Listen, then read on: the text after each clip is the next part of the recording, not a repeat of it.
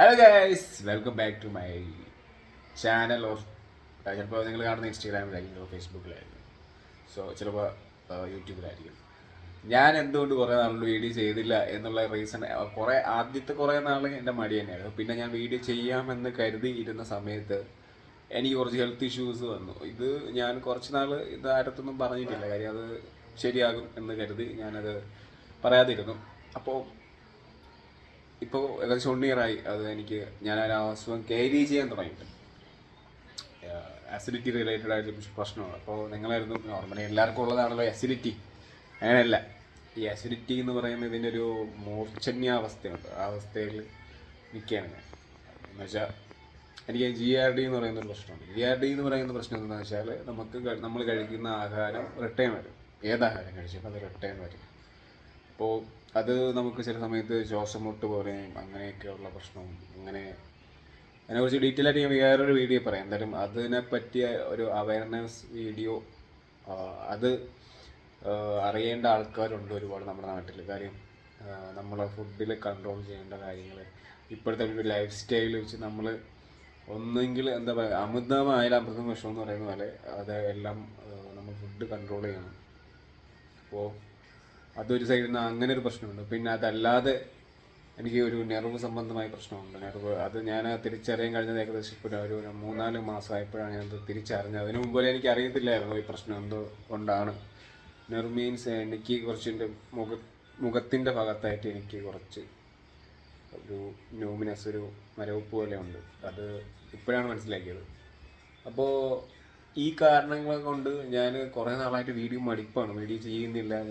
അത് ഇങ്ങനെയുള്ള ഈ ആസിഡിറ്റി റിലേറ്റഡ് ഉള്ള ആൾക്കാർക്ക് അറിയാം, ഇങ്ങനെയുള്ള പ്രശ്നങ്ങൾ, ആൻസൈറ്റി, സ്ട്രെസ്സ് ഇതെല്ലാം ഉണ്ടാവും അവർക്ക്.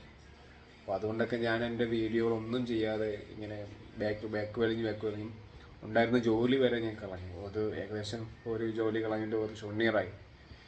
ജോലി പോയി. ആ ജോലി അത്യാവശ്യം നല്ല സാലറിയുള്ള ജോലിയായിരുന്നു. ആ ജോലി പോയിട്ട് അപ്പോൾ ഞാൻ കരുതി ഈ അസുഖം കുറഞ്ഞതിന് ശേഷം പിന്നെയും ജോലിക്ക് പോകാമെന്ന് കരുതിയതാണ്. പക്ഷേ ഈ അസുഖം കുറഞ്ഞു എന്ന് കരുതിയ ശേഷം പിന്നെയും ജോലിക്ക് പോയി. അത്യാവശ്യം നല്ല സാലറിയോടുകൂടി പോയതാണ് കേട്ടോ. ഞാൻ അവിടുത്തെ സീനിയർ വീഡിയോ എഡിറ്റർ ആൻഡ് വീഡിയോഗ്രാഫറായിരുന്നു.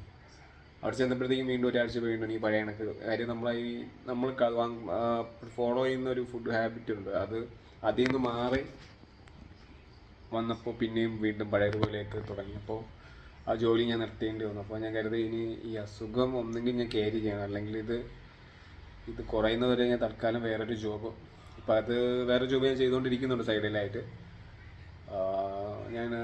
അപ്പോൾ അങ്ങനെയൊക്കെയുള്ള നമ്മൾ അങ്ങനെയൊക്കെ പോകുമ്പോൾ നമ്മുടെ മൈൻഡ് സെറ്റ് മൊത്തത്തിൽ മാറും. ഒരുപാട് മൈൻഡ് റിലേറ്റഡ് ആയ പ്രശ്നങ്ങൾ വരും. അപ്പോൾ അങ്ങനെയൊക്കെ ഞാൻ കടന്നുപോയി കുറേ വർഷം മീൻസ് ഈ ഒരു 1 ഇയർ. അപ്പോൾ അതുകൊണ്ടൊക്കെയാണ് ഞാൻ വീഡിയോ ഇടാൻ എന്ന് വെച്ചാൽ എനിക്ക് ഒരു സ്ഥലത്തും എനിക്ക് ഈ വീട് വിട്ട് വെളിയിൽ ഇറങ്ങാൻ പറ്റാത്ത അവസ്ഥയാണ് ഈ അസുഖം കാരണം. ഒരു സ്ഥലത്ത് ഒരു കല്യാണത്തിന് പോകാൻ പറ്റത്തില്ല, ഫ്രണ്ട്സുമായിട്ട് ഇറങ്ങാൻ പോകത്തില്ല, ഒരു സ്ഥലത്തും പോകാൻ പറ്റത്തില്ല, അങ്ങനത്തെ സിറ്റുവേഷനാണ്. അപ്പോൾ അതിൽ നിന്നൊക്കെ ഞാൻ ഒന്ന് റിക്കവറിങ് ആയി വരുന്നതേ ഉള്ളൂ. അപ്പോൾ ഞാൻ കരുതി ഇനി ഇതും ഇങ്ങനെയൊക്കെ വെച്ചുകൊണ്ടിരുന്നിട്ട് കാര്യമില്ല. നമ്മൾ കാര്യം അത് അതിൻ്റെ വഴിക്ക് വരും, നമ്മൾ മുമ്പോട്ട് പോവുക. അത് എപ്പോഴായാലും അത് കുറയുമ്പോൾ കുറയും. അപ്പോൾ ഞാനും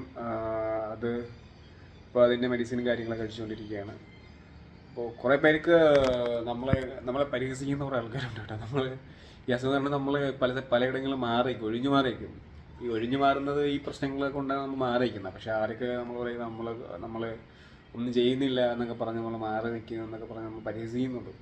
അപ്പോൾ അവരൊക്കെ അറിയാൻ വേണ്ടി ഞാൻ പറയാം, ഇതൊക്കെ കൊണ്ടാണ് ഞാൻ മാറി നിൽക്കുന്ന റീസൺ. അല്ലാതെ എനിക്കൊന്നും ചെയ്യാൻ കഴിയാത്ത, ഇതിനു മുമ്പൊക്കെ ഞാൻ എല്ലാ കാര്യത്തിനും എടുക്കുകയെല്ലാം ചെയ്യുമായിരുന്നു. ഇപ്പോൾ ഒന്നിനും ഇറങ്ങാത്തതിൻ്റെ റീസൺ എന്ന് പറയുന്നത് ഇതാണ്. അപ്പോൾ എല്ലാം പഴയതുപോലെ ആവട്ടെ എന്ന് ഞാനും പ്രാർത്ഥിക്കുകയാണ്. അപ്പോൾ ഇതൊക്കെയാണ് എനിക്ക് പറയാനുള്ളത്. അപ്പോൾ നമ്മൾ എന്തായാലും വീഡിയോകൾ ഇനി സ്ഥിരം ചെയ്യുന്നതായിരിക്കും. അപ്പോൾ